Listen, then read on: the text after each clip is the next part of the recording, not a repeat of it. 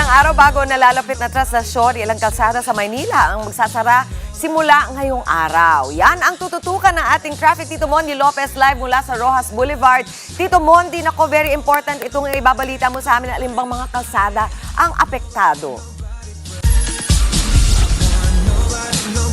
Yan. Mahalaga yung balita pero pwedeng nagsasayaw pa rin. Mami Chicky, good morning! Hindi, pwede naman. Pwede naman.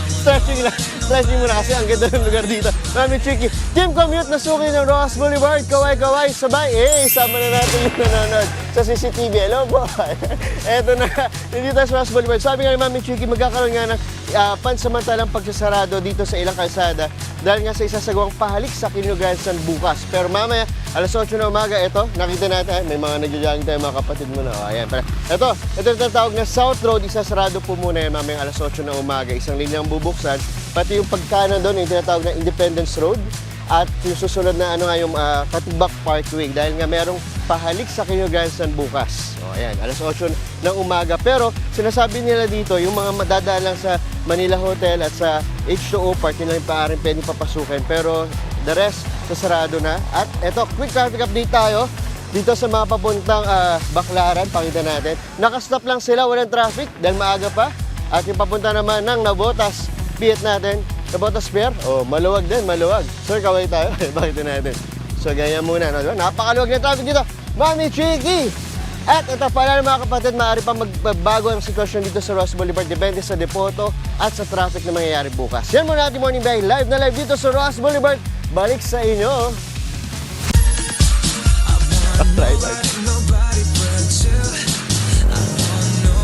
Dahil bagong taon na. Bilang paghahanda sa pahalik sa Quirino Grandstand sa Biyernes, ilang mga kalsadang kalapit nito ang magsasara simula ngayong araw po. Kaya naman silipin natin ang lagay ng trapiko dyan. Kasama ang ating traffic, Tito Mondi Lopez live pa rin mula sa Rojas Boulevard. Tito Mondi, good morning sa iyo uli. Anong oras ba magsasara ang mga kalsada dyan today?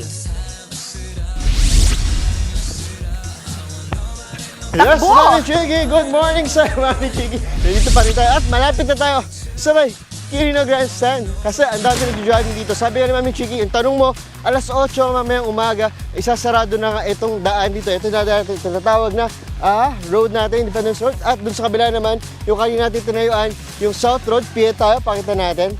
So dito makikita may mga tent na rin tayo para po preparation po sa mga pupuntang deboto. Tapos dito sa kabila, Piet natin, meron na ring first aid station. Ayan.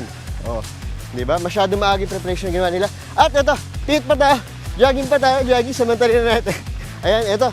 May mga stage natin na dyan rin. May mga taga-walis na rin. Kanina nga rin, may Manila City Pound para daw sa mga aso na makukuha nila para daw iwas disgrasya. Baka makagat sa mga deboto. At pakita pa natin, ang linis talaga dito. Nag-aayos na lahat. Di ba? Wala tayong makausap na nagja-jogging kasi kanya-kanya silang moment talaga dito, Mami Chicky. Dahil para si Andre na lang niyaya ako. Di ba? So, alas 8 yan ng umaga, mamaya sasarado ang mga binagit namin kalsada. Yan muna ang ating morning bay, live na live dito sa Quirino Grandstand. Back to studio! Ang sipag talaga ni Tito Mondi. Makikimarathon ka ba kay Andre? Ingat ka dyan. Maraming salamat.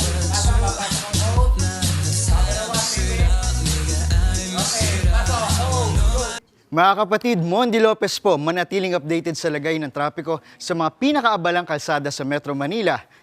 Mag-follow at subscribe na sa social media pages ng News 5.